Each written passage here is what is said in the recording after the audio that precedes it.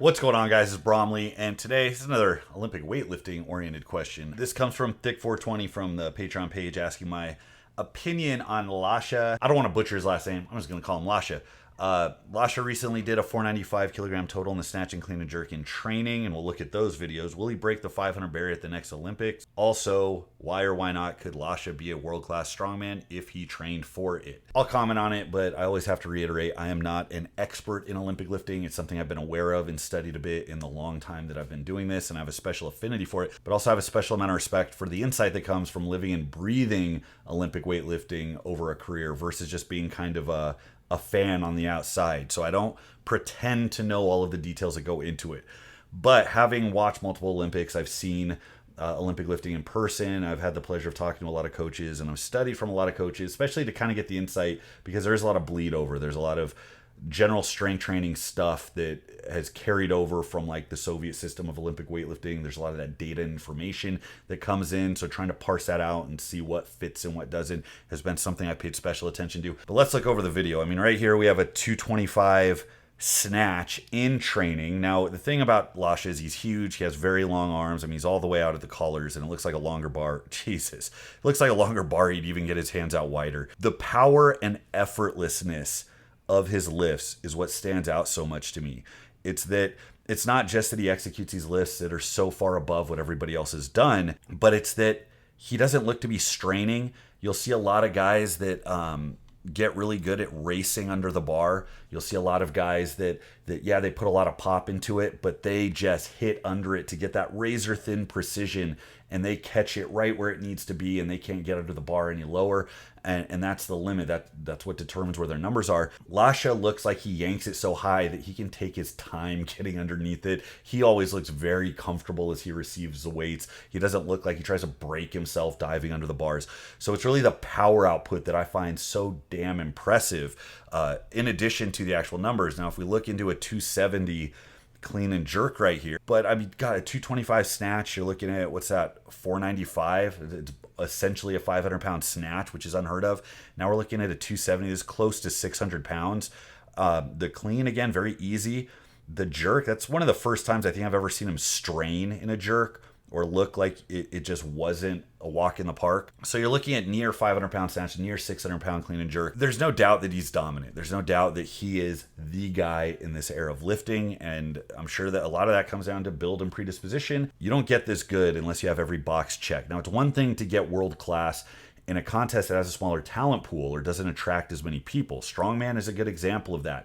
Yes, it's still insanely competitive. So the pull isn't the same, talent pool smaller. You don't get as many opportunities to see what human potential is actually capable of. Olympic lifting is different. It's been around over 100 years. It's contested at the Olympics. I mean, you have entire nations that dedicate all of their resources to making sure that they get representation on that stage. So there's a lot that goes into it. They pre-select athletes, and when those athletes get into those training camps, that's their life. So Olympic lifting, the bar that has been set, does not have a lot of room to move up. I mean, you are talking about having to have every single box checked, have everything in your corner, your genetics and predisposition, your training, your dedication, your psychology. You have to have everything in your corner if you want to be the best out of 7 billion people. And Lasha looks like he is that guy. So it's going to be exciting to see what he does and how he cements his legacy. We, of course, just want to see this arbitrary number, this 500 kilogram total. You know, it's an 1,100 pound total, and a 500 snatch and a 600 clean and jerk will get you there. And it looks like he's about good for it. Another factor is, will he do it if he doesn't have to? We've seen a lot of the numbers kind of hover around the same mark. Something around a 580, 585 clean and jerk in the heavies has kind of been the upper limit for a long time, even though a lot of guys look like they were better. Jose Rizazadeh always looked like he had some left in the tank, looked like he never had to push himself. Because when you are a mile ahead of second place, you don't have to run that extra distance. You just do what you need to be able to pull out the gold medal, because that's what's important. That's what cements your legacy, more so than the arbitrary numbers. And that's kind of a feature of Olympic lifting, more so than something like powerlifting, where guys are always just going out and doing the most that they can. I think he has it in him, undoubtedly. You know, I don't know if he will do it, but I would bet money that it's inevitable given the way he's still ticking up. Now, as far as a strongman question, now this is the more interesting question, because there's a lot of opinions and a lot of subjective analysis that goes into that. And that has to do more with this idea of transference of, how does one skill transfer into another? And as much as you can try to find patterns of what's likely to make somebody good at another activity, oftentimes you get surprised. Somebody you think would absolutely kill it in one particular field might surprise you with the difficulty they have transitioning, or some other variable that maybe a lot of people don't struggle with, but this person did struggle with. So trying to get that analysis of how does being really, really strong or really, really skilled as a weightlifter, how does that make you potentially better at something like strongman? It's not straightforward, so I'm going to break that down a little bit. Now, this reminds me a lot of Larry Wheels. A couple years ago, he made his run to get into strongman. I went heads up with him at his first strongman contest, which was the LA Fit Expo, and I was actually very surprised, given the fact that he did have a world record in powerlifting and that he was as strong as he was and well known as he was, that he opted to do an amateur show. This is a little bit of an aside, but I'm a little mad at him because I defended him for so many months as he was trying to get in, because the strongman peers were like, he's going to get the floor mopped with him, and on and on and on. And I watched the Arnolds back in the day when they were pulling the best powerlifters of the day and putting them on the main stage. There was a lot of irritation from fans that think strongman is like a much more cohesive and structured sporting organization than it is. It's not. It started as a TV show, and the spirit of the sport has always been bringing in strong guys and seeing how they do against these implements and events that they weren't used to seeing. That's the spirit of strongman. But even as it congealed into an actual sport where you had people who specialized in these movements, I still really like the aspect of taking strong guys and seeing how they fare against the implements and the more seasoned strongmen. I think that's very interesting, and I think it's good for the sport. So I saw when they would pull in Andy Bolton onto the big Arnold stage, Brian Siders, Brad Gillingham. These were all power lifters that were at the top at the time, and they were like, let's see how they do against 9 of the other strongest men in the world. And it's entertaining. And usually the strongest guys, usually they don't podium. In fact, they never really podium, but usually they don't really get their ass kicked either. So anyways, I was pulling hard for Larry to make a dent because he was stronger than a lot of the greats at much, much lighter body weight, which meant he had a lot of potential, and he was young. So if he committed himself to it, I absolutely thought he could have been a threat. I beat him in the Farmer's Walk. I actually won the Farmer's Walk race. I've been training for 15 years to get my feet faster in that arbitrary capacity. Wheels had never really trained for that. He was just really strong and had some natural talent. I have no illusions. He was faster than me. He took a little bit more time on the transition, took them a little bit farther past the line on the first leg than he had to. And when you're talking about beating somebody by a fraction of a second, that's relevant. His feet in that event were damn fast. So he had a lot of, I think, innate talent that would have transferred over very well. Assuming that we had this like wild card invite, let's bring in Lasha to come in and see what he can do in strongman. So the closest analog we have to him is something like Mikhail Kokolayev, who was world champion Olympic weightlifter, snatched in the mid 4s, clean and jerked 550. Very strong guy, also very tall, very long wingspan, had a lot of things that help you out with strongman. And he did extraordinarily well. And he didn't have to start at the bottom. If you think the world Olympic weightlifting champion is going to get a start in strongman, going to a level 1 strongman corp show, you're out of your mind. Like, these guys that have earned that level of strength in some of their field, they absolutely earn the opportunity, I think, in my opinion, to go and show what they're made of against some of the better guys. And I think that is good for the sport. But Kokolayev did very, very well. Now, I've heard Clint Darden mention a couple times. He lives in Cyprus, and I guess there was some local guy who's an excellent Olympic weightlifter, and he came out and he got his ass kicked in a lot of the strongman events. So that's kind of his testimony as well. It doesn't always transfer. And then I have to ask, what were the events? Were they lighter medleys? Were they more skill-based?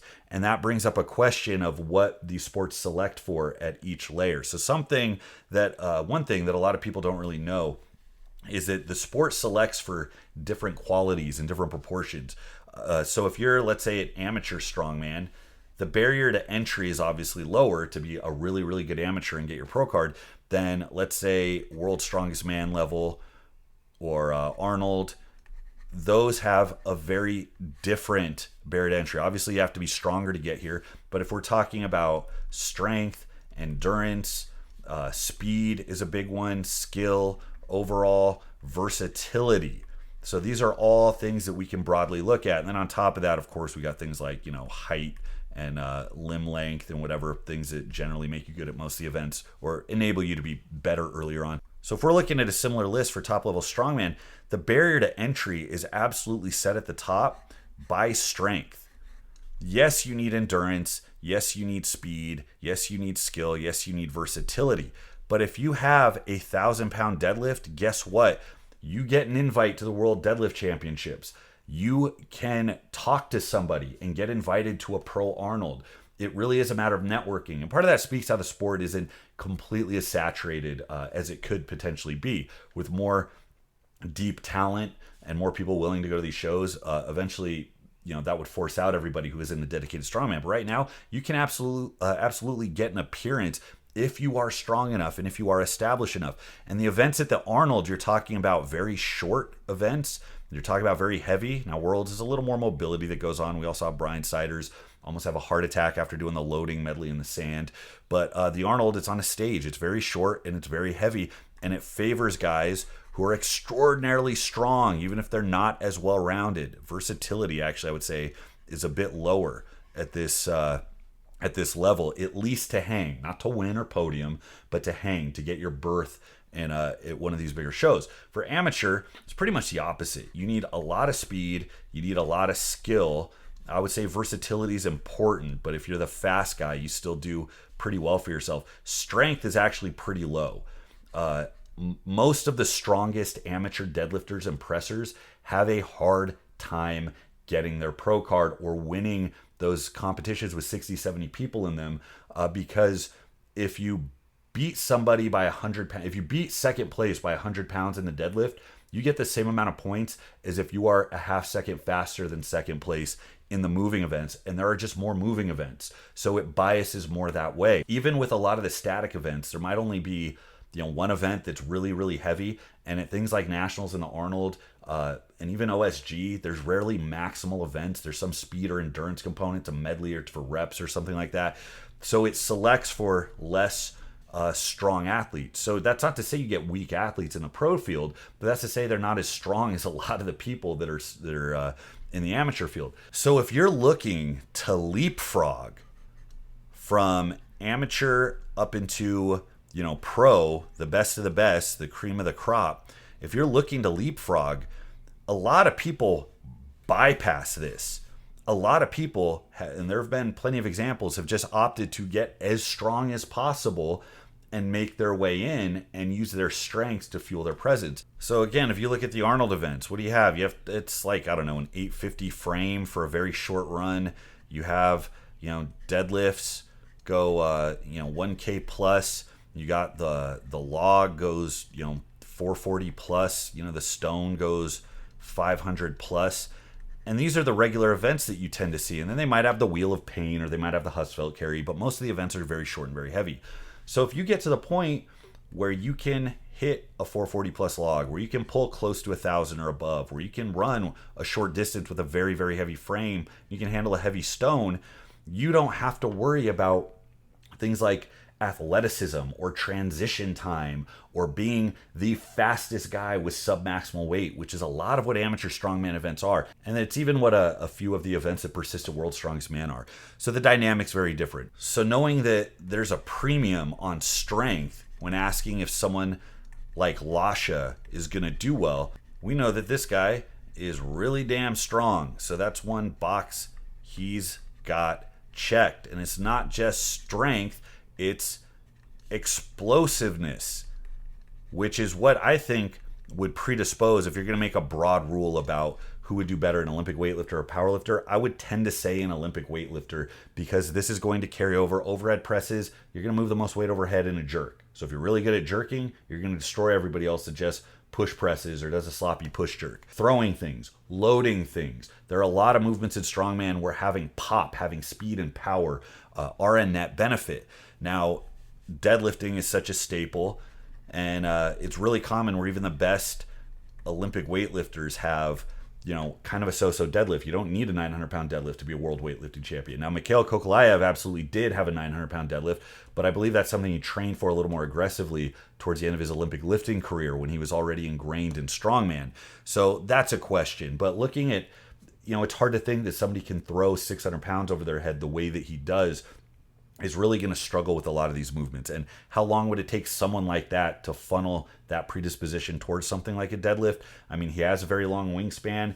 He looks like he's probably built pretty well to do something like that. Leverages aren't an issue. So I think it's something that he could train. And then the rest is just general skill development. And I really think the trainability of most events is pretty straightforward. It's just, are you going to spend the time to get past the learning curve on these movements? And if somebody has the work ethic of an Olympic lifter, the work ethic needed to get through all of these events, it's not even nearly as high. I think that's a big question, is how good he could potentially get at this sport. How much time does he spend acquiring skill? If he goes the Pujanowski route and does 8-hour training days, training everything, and that's essentially what Olympic lifters are used to anyways, given his build, his explosiveness, his predisposition, the fact that he already is one of the strongest human beings on the planet, I see absolutely no reason why he wouldn't dominate if he wanted to.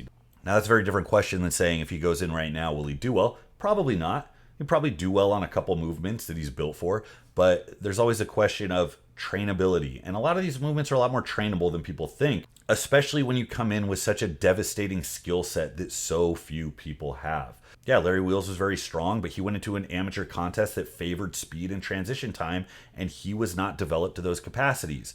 I really think that if we would have put him in a pro show where absolute strength carries more weight, he probably would have done proportionately better, or at least he would have been somebody who looks like he obviously deserves to be there. Kokolaev, we know, went through that path and did very, very well for himself. I see no reason why Lasha would not look like a new and improved Kokolaev, but that means putting Olympic lifting on the back burner, which I don't know if he would ever do.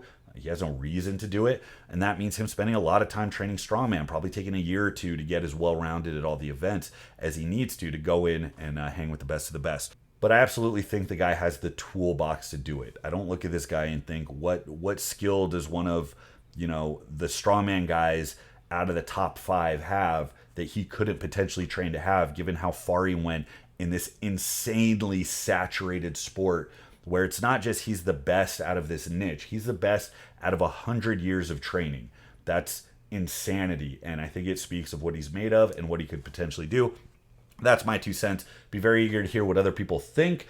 If you disagree with me, say why. Why do you disagree? Go to the forum, start a thread there. But thanks for watching, guys. Again, leave the comments. Till next time, this is Bromley. I'll see you.